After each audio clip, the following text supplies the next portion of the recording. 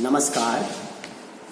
आज के इस वीडियो में मैं कुशल लाभ द्वारा रचित ढोला मारूरा दूहा काव्य की राजस्थान की प्रेमाख्यान परंपरा के अनुसार व्याख्या करूंगा। ढोला मारूरा दूहा राजस्थानी की डिंगल भाषा में रचित एक लोक काव्य है। इस लोक काव्य में मानवीय संवेदनाओं के प्रेम पक्ष को बहुत ही मनोरम रूप से प्रस्तुत किया गया है। आचार्य रामचंद्र शुक्ल ने अपने हिंदी साहित्य के इतिहास में इसका उल्लेख किया है और वे इसे कल्पना प्रधान आख्यान काव्य के अंतर्गत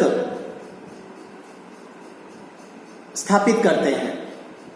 वे इसे राजपुताने में प्रचलित पुरानी प्रेम कथा के रूप में स्वीकार करते हैं और इसकी कथा मूलतः ढोला और मारवणी के प्रेम संबंधों की कथा है।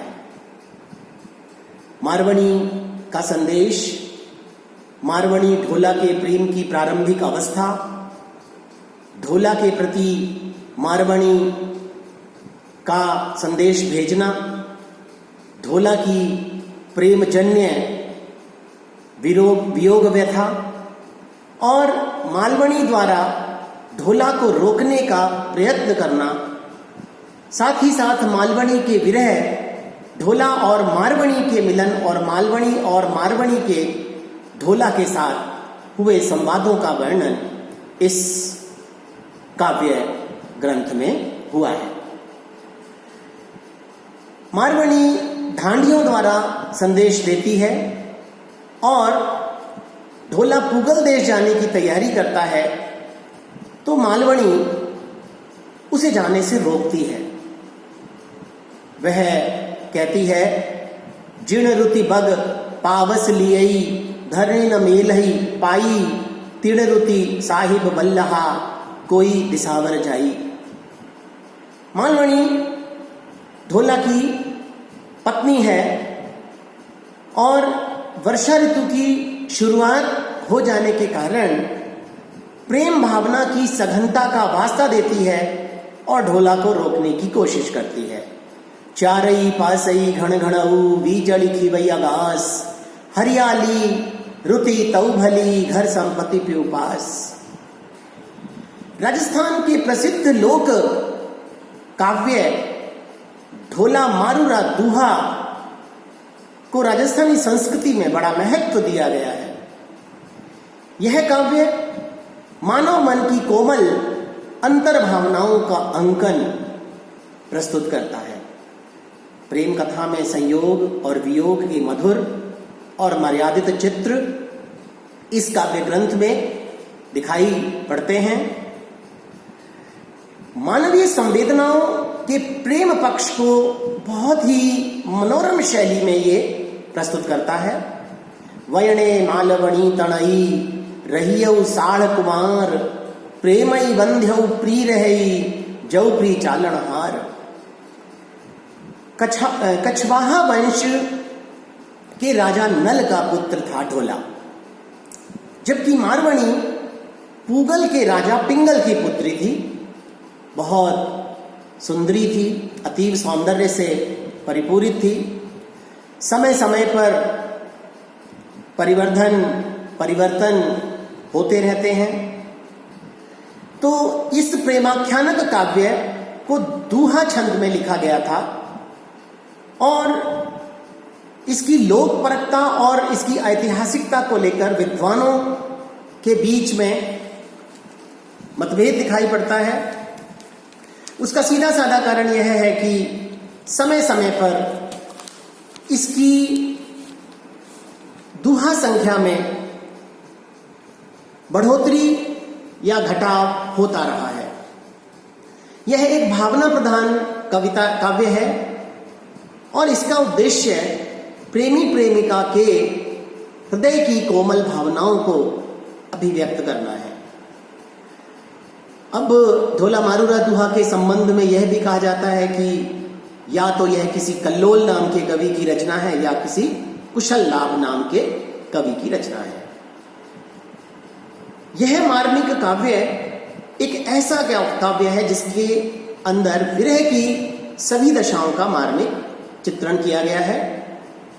राजस्थानी भाषा में रचित इस काव्य में ढांढियों द्वारा संदेश भेजा जाता है और मारवणी विरह विदग्धा है।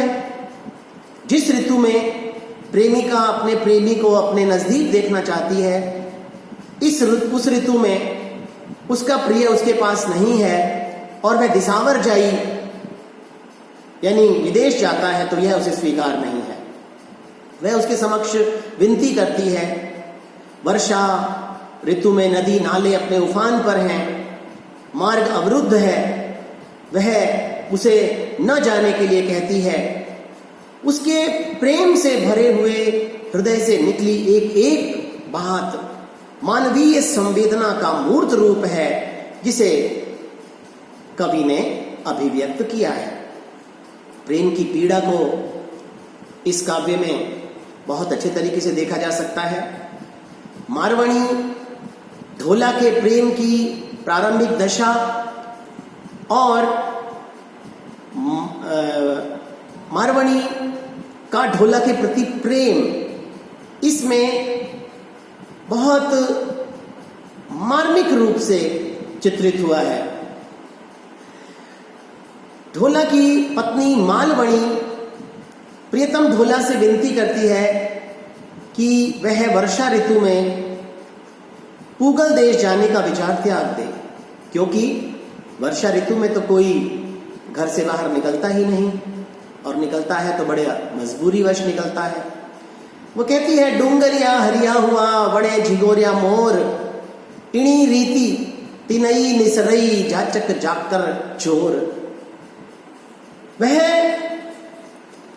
इस वर्षा ऋतु में अपने प्रिय के साथ रहना चाहती है।